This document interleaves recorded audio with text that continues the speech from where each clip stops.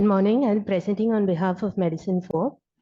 Presenting Miss S, a 35-year-old who was presenting with chief complaints of difficulty in swallowing for the past 7 months and vomiting for the past 7 months. She was apparently well 7 months ago, after which she developed a difficulty in swallowing with a subjective sensation of food feeling stuck in the chest. It was a painless dysphagia which was insidious in onset, gradually progressive, more to solids than liquids. There was no nasal regurgitation of food and no cough while swallowing. She also developed vomiting, which occurs immediately after consuming food. It contained undigested food particles, non-bilious, non-projectile, and non-bloodstained. She also has a documented loss of weight of 9 kgs over the past 7 months. There was no associated loss of appetite, no history of fever or night sweats. History of easy fatigability was present, no abdomen pain or abdomen distension, no symptoms to suggest a GI bleed, no recent onset change in voice, no chest pain, cough, or breathlessness, normal bowel and bladder habits. Past history: 2 months ago, she was found to have anemia with a documented hemoglobin of 7 at the time, for which she received 2 doses of injection ferric carboxymaltose, following which she felt her symptoms transiently improved for about 2 weeks. There were no other known comorbidities, no previous surgeries, or significant family history. On examination, pallor was noted. There was no icterus, cyanosis, clubbing, pedal edema, or any lymphadenopathy. Thyroid on examination was normal. Oral cavity was also normal. Vitals: BP was 160 in a supine position in the right upper limb with a pulse of 88 per minute regular, a respiratory rate of 20 with a saturation of 98. Systemic examination: per abdomen, she had a scaphoid abdomen with all quadrants moving well with respiration, no visible peristalsis. On palpation, soft, no tenderness, no organomegaly or mass palpable, no free fluids. Other systemic examination was also normal. So at this point, in view of a painless dysphagia, vomiting immediately after food with an undigested food particles, and a documented loss of weight, the differentials we considered were achalasia cardia, an esophageal web, an esophageal stricture which was reflux induced, but there were no prior dyspeptic symptoms. Esophageal malignancy was considered, and esophageal tuberculosis was also considered, but she has no history suggestive of a primary pulmonary tuberculosis, or no history of fever was present. So investigation wise, hemoglobin was noted at 9.9 at presentation with an microcytic picture. A transferrin saturation of 8% was noted. BBBS was negative. All other investigations were within normal limits. So initially we attempted to put in a gastroscopy, but it was found that the scope could not pass through the upper esophageal sphincter, following which we did a barium swallow, which showed a smoothly tapered narrowing of the GE junction with no mucosal irregularities suggestive of a rat tail appearance.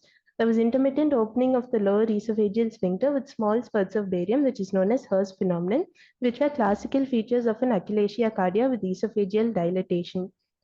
But we went ahead and did a gastroscopy, which showed a partial mucosal web noted at 16 centimeters just below the upper esophageal sphincter, which ruptured on instrumentation. There was also a diffuse circumferential infiltrative nodular mucosa at 35 centimeters of the lower esophagus, causing a tight stricture through which the adult gastroscope was not negotiable. At this point, a nasogastric tube was inserted. A biopsy from the growth showed a moderately differentiated squamous cell carcinoma of the lower esophagus. A CECT done showed a circumferential wall thickening in the GE junction, which extended into the fundus, and a suspected extension into the distal thoracic esophagus. There were multiple significant lesser omental lymph nodes and subcentimetric mediastinal lymph nodes. So our diagnosis: dysphagia with a proximal esophageal web and iron deficiency anemia. It is a significant of a Plummer-Vinson syndrome and a squamous cell carcinoma of the lower esophagus. So our patient was managed, a nasogastric tube was inserted for feeds, iron supplementation was initiated for Plummer-Vinson syndrome, and MTT was held, and she's planned for chemotherapy with immunotherapy for the esophageal carcinoma. So I would like to talk about Plummer-Vinson syndrome. So Plummer-Vinson syndrome, also known as Patterson-Kelly-Brown syndrome, it's a condition where iron deficiency anemia is associated with dysphagia due to the presence of an esophageal web. So how this occurs is there's a deficiency of iron-dependent oxidative enzymes, which causes gradual mucosal degradation, leading to mucosal atrophy and formation of webs. Plummer-Vinson syndrome is also known to be associated with an increased risk of upper alimentary tract cancers, 3 to 15%. So there was a study, it was a retrospective study which identified concurrent Plummer-Vinson syndrome and esophageal cancer in 7 patients, out of which they detected a squamous cell carcinoma of the middle esophagus in 4 patients and an adenocarcinoma of the lower esophagus in 3 patients. Average age noted was 36 years with the range of 24 to 65 years, predominantly female, and the main clinical manifestations were dysphagia, weight loss, and clinical anemia. In a study conducted in India, a total of 170 patients with esophageal webs were included, out of which 9 of them with Plummer-Vinson syndrome were diagnosed with squamous cell carcinoma. 6 patients had cancer along with webs at the time of diagnosis, while 3 of them developed squamous cell carcinoma during the follow-up period after the endoscopic dilation of the webs. The squamous cell carcinoma is located in the upper esophagus in 2 patients, mid esophagus in 3, and lower esophagus in 4. And histologically, squamous cell carcinoma was well differentiated in 1 and moderately differentiated in 8.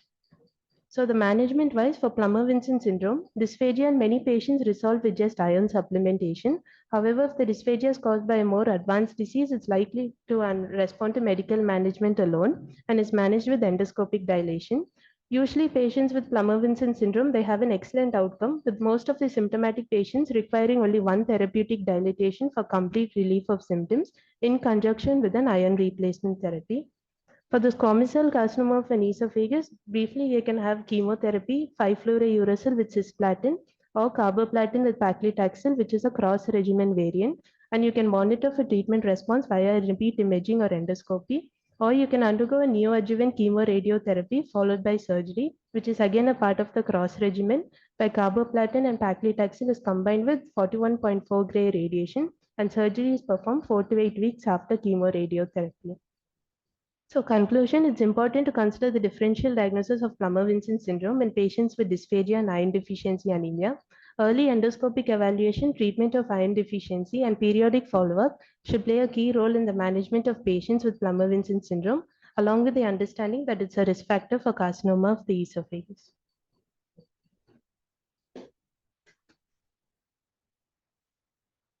Thank you. Are there any questions from the house?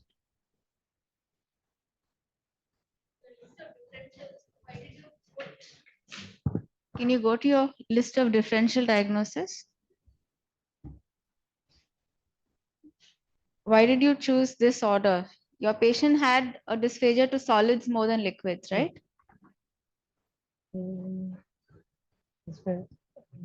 So achalasia cardia can present with a progressive dysphagia of solids more than liquids.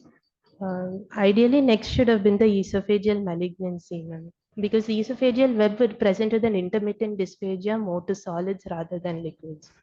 Okay.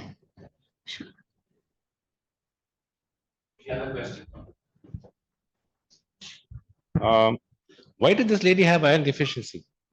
You didn't tell us that. She's been having iron injections on and off.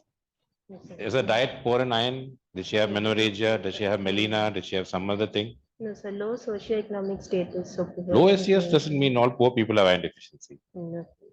Even rich people can have poor iron in the diet. So one of the things is to think, why did she get iron deficiency? Because your explanation is iron deficiency leads to the esophageal disease that leads to cancer, right? The second thing, you didn't tell us, are there any tumor markers in esophageal cancer? Is there only chemotherapy? Is there any modern advances? And what happened to your own patient? You just told us this is what should happen. What treatment was actually done for your patient? Yes, so she's planned for chemotherapy with immunotherapy, sir. So have you got the immunotherapy, any markers done on the esophageal cancer? No, still. So those, you should tell us more about your patient, less about the whole story of esophageal cancer of Plummer-Vinson. Well done. Let's give her a round of hand. The next, medicine 5.